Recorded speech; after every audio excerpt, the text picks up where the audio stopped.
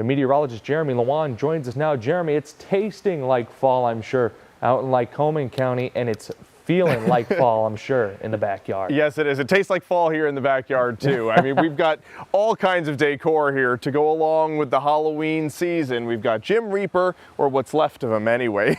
We have a Dia de los Muertos cat beneath me here, an inflatable, and of course, Francois. Can't forget about him, Frankenstein's monster here in the backyard.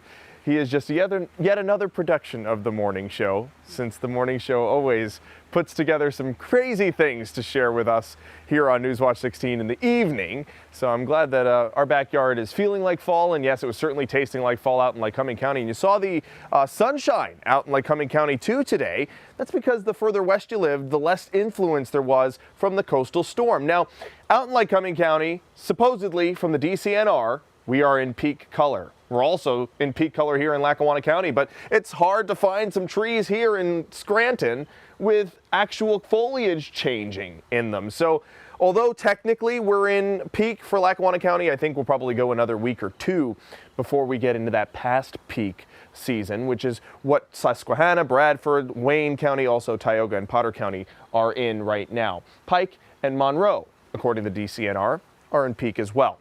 We've got a beautiful night tonight. Now that the rain showers have kind of left the valley cities, we've even got some breaks in the clouds. As we go through the rest of the night, the clouds will fill back in and rain showers will be on and off for your morning tomorrow. So just intend on some delays. We've got some of those drops still on the lens here in Scranton, and there's the view from our rooftop camera, those low-hanging clouds, but some breaks in them off towards the west. Northeast winds at 10 miles per hour. That is the key. When you have a nor'easter on the way, you have a northeasterly wind. That's where it gets its name from. And those winds are going to start to kick up. So any of those leaves that are still on trees might start coming down, and maybe peak season will come to an end quicker, especially in the Poconos, with the 40-mile-per-hour wind gusts expected. We're at 54 right now. High temperature today, 65. We're not going to get much cooler than the 40s and 50s. We're in the upper 40s in the Poconos. That's where we'll stay. We'll stay in the low 50s for the valley cities, and out in central Pennsylvania, we'll be in the 50s too. We have no weather watches or warnings from the National Weather Service here in our area, but down towards the south and west, notice for the entire Jersey Shore out through the south-facing and north-facing shores of Long Island, dealing with not just a coastal flood warning, but also a high wind warning, with those winds expected to gust 50 to 60 miles per hour. And that will push water on land, in addition to the 2 to 4 inches expected right there on the coast of New Jersey. So the flooding from the freshwater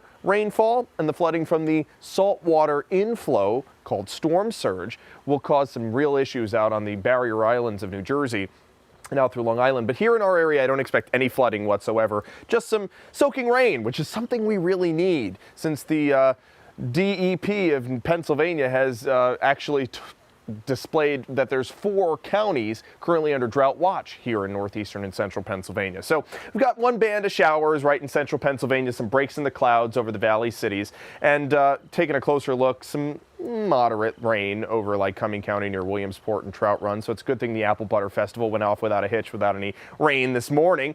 Got that northeasterly flow from the nor'easter, bringing in the counterclockwise flow of winds. Since it's situated just towards our south and west, it's bringing in that northeasterly flow. And you notice all the rainfall over New England. That will come towards us tomorrow. So we could expect anywhere from a quarter inch to an inch of rain. The further east you live, the more impacts you'll see, and the gusty winds from 25 to 40 miles per hour possible. So here's future clouds and radar. Tonight, I mean, there could be some showers further in central Pennsylvania, but a lot of the night remains dry. Tomorrow morning, scattered showers start to set up, and notice how it becomes a flow of showers throughout the afternoon with possible downpours within them too.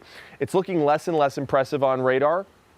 Of course, rainfall amounts are looking less and less impressive too. Cloud cover hangs on for most of your Tuesday and doesn't leave until Tuesday night. Here are your rainfall amounts: between a quarter of an inch to a half inch of rain for central Pennsylvania. The further east you live, Pike and Wayne counties, maybe an inch to an inch and a quarter. And as far as rainfall amounts up in Cape Cod, that's where they're expecting yet an additional 2 inches of rainfall. Here are your winds, anywhere from 25 to 35 miles per hour in the Poconos. So if you have any outdoor Halloween decorations like we have here in the backyard, make sure sure they're secured properly. There's your 7-day forecast, Jack. Once the nor'easter exits on Monday night into Tuesday, we cool things down through the midweek. We're down into the mid-50s for highs on Thursday, and the winds kick up once again Wednesday and Thursday. So with the added wind chill, it could feel like the upper 40s for some on Thursday. Just be prepared. The fall feel will certainly be in the air. Going to have to start bundling up a little extra this week. Jeremy, thank you very much. Yep.